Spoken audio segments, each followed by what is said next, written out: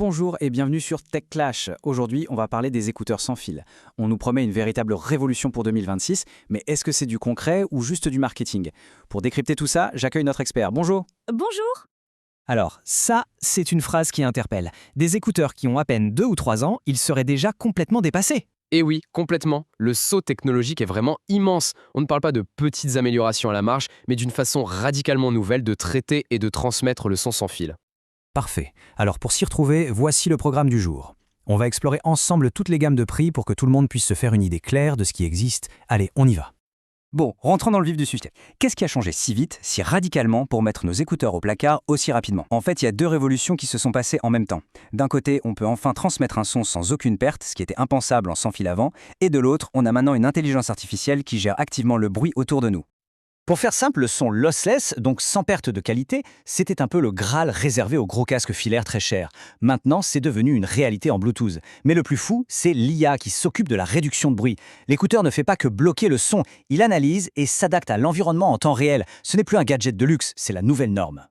D'accord, c'est impressionnant, mais tout ça, ça sonne assez cher, non? Est-ce qu'on peut profiter de cette nouvelle qualité audio sans vider son compte en banque? Eh bien, c'est ça la plus grosse surprise de 2026. La réponse est un immense oui. L'entrée de gamme a été complètement retournée.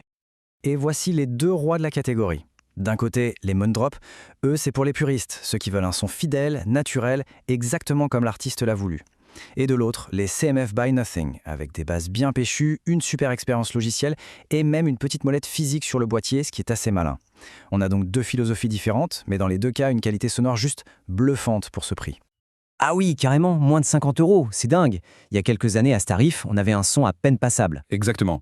Aujourd'hui, on a un vrai plaisir d'écoute. C'est la preuve que le bon son n'est vraiment plus un luxe. D'accord. Et si on veut monter un peu en gamme, chercher plus de fonctionnalités sans non plus aller taper dans le très haut de gamme, c'est quoi le juste milieu en 2026? Alors là, il y a un produit qui s'est vraiment détaché du lot. C'est un peu le choix de la raison, celui qui coche toutes les cases. Je parle des Nothing Ear 3. Ils ont vraiment réussi à trouver l'équilibre parfait sur le marché entre le prix, le style et la pure performance audio. Et qu'est-ce qui les rend si spéciaux alors? C'est un combo de trois choses. Premièrement, leur nouveau haut-parleur en céramique. C'est un matériau super rigide, donc il vibre avec plus de précision, ce qui donne une clarté dans les aigus qu'on trouvait rarement à ce prix. Deuxièmement, leur réduction de bruit gérée par IA est d'une efficacité redoutable. Et bien sûr, leur design transparent qui reste leur signature. Bon, on monte encore d'un cran. Là, on arrive dans la cour des grands.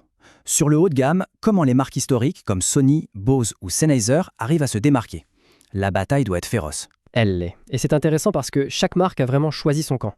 Ce tableau résume bien la situation. Sennheiser à 199 € vise les puristes du son avec le codec aptX lossless pour une fidélité absolue. Sony, à 249 € reste le roi de la réduction de bruit. Si le but, c'est de se créer une bulle de silence parfaite, c'est vers eux qu'il faut se tourner. Et enfin Bose, à 299 €, mise tout sur l'audio spatial pour une immersion totale, comme si on était au cœur de la musique. Le choix dépend donc vraiment de ce qu'on recherche en priorité. La fidélité, le silence ou l'immersion. Le choix est déjà compliqué. Est-ce qu'il y a quelque chose au-dessus de ça?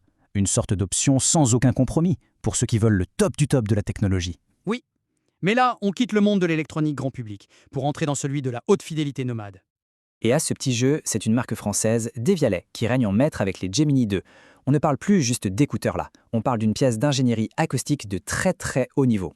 533 €? Oula, oui, on change de dimension. Qu'est-ce qui peut justifier un tel prix?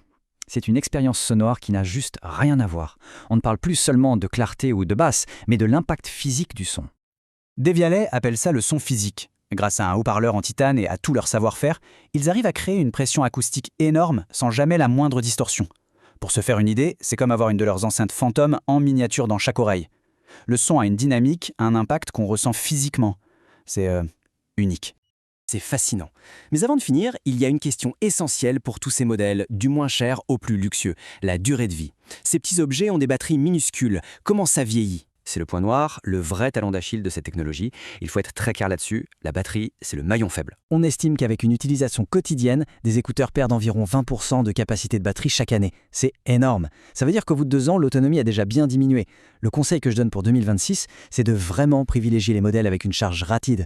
Ça ne répare pas la batterie, bien sûr, mais ça permet de compenser en regagnant beaucoup d'autonomie en à peine quelques minutes de charge. C'est un conseil super important, merci. Pour conclure, comment est-ce qu'on peut aider tout le monde à faire le bon choix dans cette jungle d'options? En fait, je pense que la décision finale se résume à une seule question, qui va définir deux grands profils d'utilisateurs. La vraie question à se poser, c'est pourquoi est-ce que je veux des écouteurs?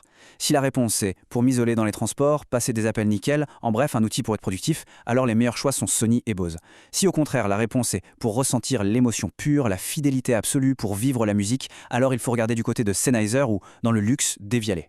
Le choix dépend vraiment de ce qu'on attend de son expérience audio.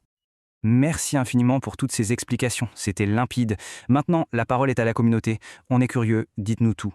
Avec quels écouteurs est-ce que ça écoute de la musique en ce moment? Et surtout, après ce tour d'horizon, si demain l'envie de changer se faisait sentir, vers quel modèle irait la préférence?